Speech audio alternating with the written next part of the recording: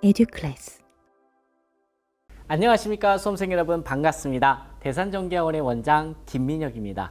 수험생 여러분, 인덕턴스는 2장 교류회로에서 코일의 저항 성분을 구할 때 잠깐 배웠었죠.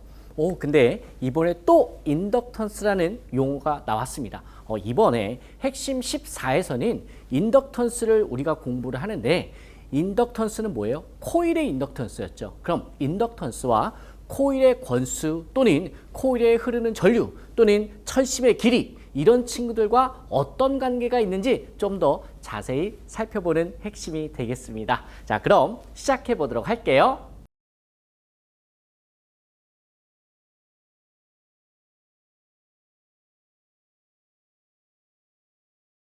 코일의 자체 인덕턴스를 배우기 전에 여러분들 개념 뚝딱 시간에 필요한 내용들을 조금만 배워보도록 하겠습니다. 먼저 패러데이 법칙, 이거 선생님 배운 거 아니에요? 네, 배웠습니다. 그래도 간단하게 한번 복습해 보자고요. 이 내용을 알아야 여러분 본문에서 좀 수월하게 배우십니다. 그러면 패러데이의 전자유도 법칙이었죠. 그러면은 유도기전력 2는 공식이 어떻게 됐어요? 여러분 막 말씀을 해주셔야 돼요. n 곱하기 dt분의 뭐다? d 파이다라는 거였죠.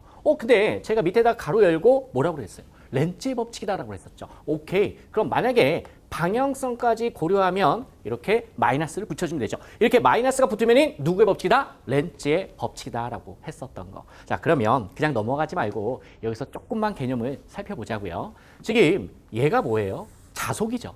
자속과 전류를 잘 생각해 보세요. 되게 밀접한 관계였었죠. 왜? 전류가 세게 흐르면 세게 흐를수록 자속이 세지죠. 아주 중요한 특성입니다. 그리고 여러분 보세요. 얘는 권수예요.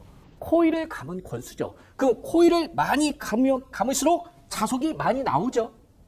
자속이 많이 나오는 비를 뭐라고 하죠? 도선에 전류가 흐를 때 자속이 나오는 비를 인덕턴스다라고 하지 않았습니까? 그래서 우리는 어떻게 할 수 있냐? 이 공식을요, 이렇게도 쓸 수 있습니다. 자, 지금 제가 밑에다 쓰는 공식 역시 패러데이의 법칙이에요. 또 다른 표현 방법이다라고 생각해 주시면 될 것 같아요. 그러면은 여기 똑같아요. 여기 마이너스까지 생각하면 좋아요. 마이너스 쓰죠. 이렇게 마이너스. 그럼 렌츠의 법칙이 되는 거죠. 그러면 여기 n 대신에 뭘 쓰냐? l을 쓰면 돼요. 자, 그 다음에 곱하기 dt분의 뭐다? di다라는 거죠. 자, 하나씩 한번 풀어보도록 할게요. 시간에 따라서, 즉 전류가 변화가 되면 여러분 뭐가 변화되겠죠? 자속이 변화되겠죠. 자속이 발생되는 그 비율을 뭐라고 한다? 인덕턴스다. 그래서 여러분 요것도 유도기전력 구하는 공식이 되고, 이 친구도 유도기전력이 구하는 공식이 됩니다. 그래서 얘하고 어떻다? 똑같다라는 거예요. 그러면 여러분 이걸 한번 대꾸 구조를 한번 만들어 볼까요? 얘하고 그 다음에 얘하고 얘가 바뀌었죠. 나머지는 안 바뀌었잖아요. 그죠? 그래서 얘하고 이용해서 비례식을 만들 수가 있습니다. 그럼 그렇게 해서 만든 식을 우리가 어디에서 배우냐? 본문에서 배운다라는 겁니다. 오케이. 그럼 개념 뚝딱 시간에는 요 공식하고 요 공식 한 5번씩만 써주시기를 부탁드릴게요. 지금 바로 연습장 피시고 연습해 주세요. 그러면 자, 이번에는 콘덴서에 축적되는 에너지를 잠깐 보도록 할게요. 이거 선생님 배웠던 건데요. 좋습니다. 오리지널로 여러분 복습한다라고 생각해 주세요. 지금 배터리가 있어요. 그럼 긴 쪽이 뭐예요? 플러스고 짧은 쪽이 뭐예요? 마이너스죠. 그러면은 플러스이기 때문에 여기에는 이쪽 극반에는 어떤 전하들이 옹기종기 모여요? 플러스 전하들이 옹기종기 모이죠. 그 다음에 여기는요, 마이너스 전하들이 모인다. 오케이. 그러면 여러분 보세요. 콘덴서라는 설비가 뭐였죠? 전하를 축적하는 장치죠. 그래서 이걸 우리나라 말로 하면 축전기라고 합니다. 여러분 조심하세요. 제가 축전기라고 했어요. 여러분 축전지라고 하면 안 돼요. 알겠죠?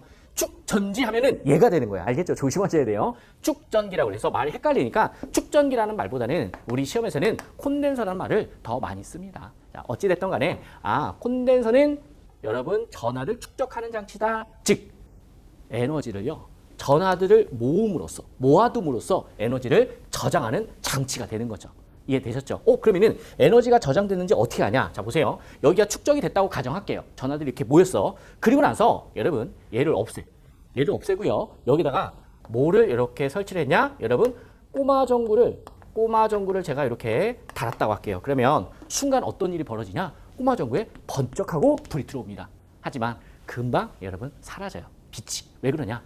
에너지가 그렇게 많이 저장되지는 않습니다. 알겠죠? 순간적으로 아주 짧게나마 전류를 흘릴 수 있는. 물론 콘덴서가 대마왕 콘덴서라면 전류가 계속 흘러서 꼬마 종구에 불이 계속 들어오겠죠. 즉 그건 어디에 따라서, 뭐에 따라서 달라지는 거야? 이 콘덴서의 정전 용량에 따라 달라진다라고 했었죠. 기억하십니까? 그러면서 여러분 이 콘덴서에 축적되는 에너지 W는 우리 어떻게 배웠었죠? 2분의 1에 곱하기 뭐예요? C, V의 제곱이다. 오, 여러분들 여기 조금 전에 꼬마 전구 말고 여기 뭐가 있었어? 여러분 배터리가 있었잖아요. 이 배터리의 전압을 뭐라고 한다? V. 그래서 2분의 1 C V의 제곱이다. 오, 선생님 이걸 왜 배우는데요?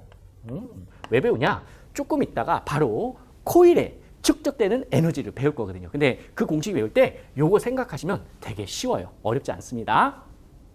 수험생 여러분, 한 가지만 더 보고요. 개념 뚝딱 마무리 짓도록 하겠습니다. 여기 보시면 코일에 축적되는 에너지다라고 써놨죠. 오, 선생님 코일에도 에너지가 축적이 되나요? 네, 축적이 됩니다. 그걸 실제 한번 보여드리고 싶어서 이렇게 그림으로 한번 표현해 봤습니다. 지금 요 동그라미하고 A라고 쓴 게 뭘까요? 네, 전류계예요. 뭐라고요?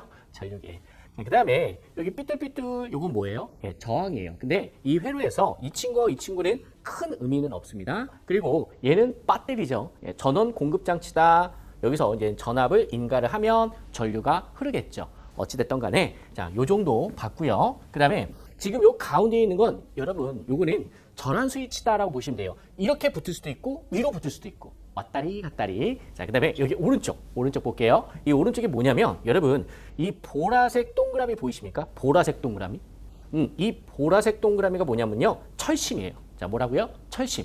철심에다가 제가 지금 어떻게 그려놓은 거냐면 이렇게 코일을 감아 놓은 거예요. 그래서 우리가 환상 코일인데 코일을 어디에다 감았다? 철심에다 감았다. 그럼 여기 철심은 여러분 뭐예요? 바로 자속이 흘러가는 길이죠. 그래서 철심을 자로라고 하고 나중에 이 자로의 길이를 스몰 l로 나타낼 겁니다. 요거는 본문에서 다시 한번 다뤄보도록 할게요. 어찌됐든 간에 다시 한번 지금 철심이 있고 철심에다가 뭐를 감았어요? 코일을 감았다. 그러면 여기에 에너지가 저장이 되냐? 오, 한번 지금부터 실험을 한번 해보도록 하겠습니다.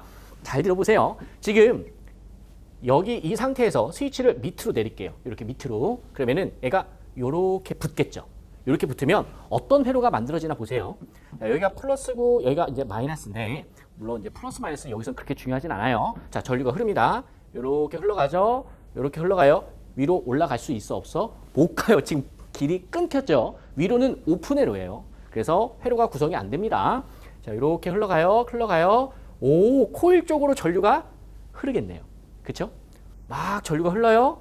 그리고 다시 이렇게 오겠죠. 그럼 회로가 구성된다는 거 보이십니까? 자, 다시 이렇게 돼서 이렇게 코일을 따라 전류가 흘러요. 그리고 다시 이제 이렇게 돌아오는 거죠. 오케이. 요거 이제 1번 회로다라고 이야기를 할게요. 그러면 여러분 가능한 빨리 어떻게 해요? 가능한 빨리 스위치를요. 이번에는 탁 하고 위로 올릴 거예요. 자, 잠깐. 지금 일단 1번 회로요. 가정을 해보자고요. 1번 회로는 지금 코일에 전류가 흐른 거죠. 그러면은 코일에 뭐가 흘렀다? 전류가 흘렀다. 그러면은 에너지가 어떻게 된다? 저장된다. 이런 이야기 아닙니까? 그럼 지금부터 에너지가 저장됐는지 한번 확인해 보자라는 거죠. 그러면 어떻게 한다고요? 얘를 끊어. 얘를 끊고 다시 이번에는 여러분 얘를 위로 올리는 거예요. 그러면은 이렇게 붙겠죠. 이해되시죠? 그러면은 여러분 보세요. 요렇게 따라갑니다.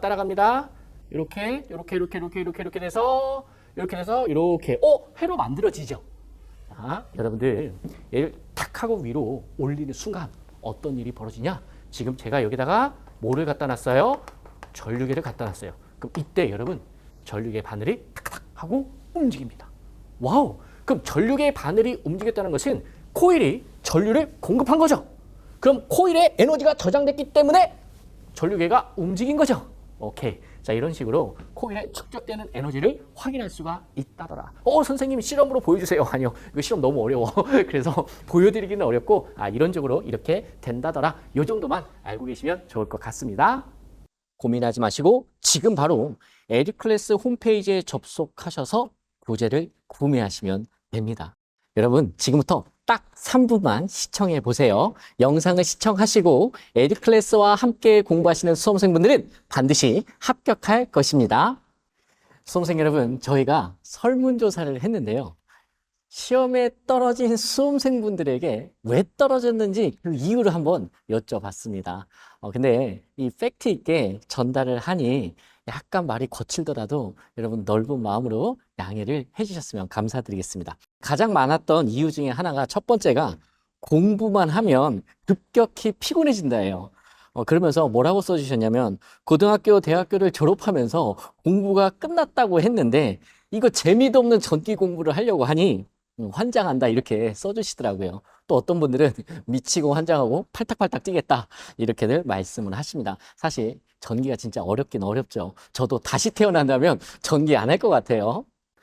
두 번째 카테고리는 저도 이걸 읽으면서 조금 긴장하면서 읽게 됐어요. 이게 팩트 있는 문장을 그대로 읽어드리면 이런 거였어요. 사기당한 것 같아서 공부할 맛이 안 난다.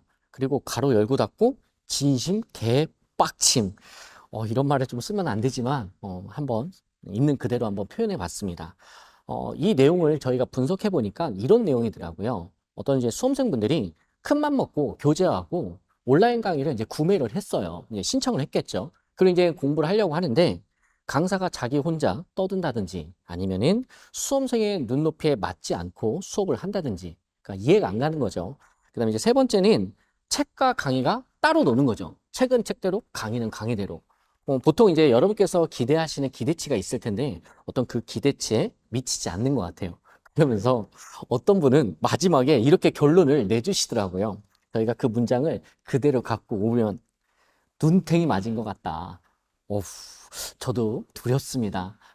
저희는 여러분들께서 이러한 감정이 들지 않게끔 공감하면서 정말 최선을 다해서 컨텐츠 그리고 교재를 만들도록 하겠습니다. 세 번째인데요. 사실 저희도 이 설문조사를 진행하지 않았다면 이 세 번째 이유가 이렇게 크게 많은 분들이 고민을 하시고 걱정하시는 줄 몰랐을 거예요. 저도 반성을 합니다. 뭐였냐면 되게 간단해요. 자격증 취득 후 진로에 대한 확신이 없어서 이걸 쉽게 표현하면 자격증을 진짜 따야 되나? 여기에 대한 고민들이 정말 많으시더라고요. 여러분 걱정하지 마세요. 이 부분 저희가 시원하게 날려드리도록 하겠습니다.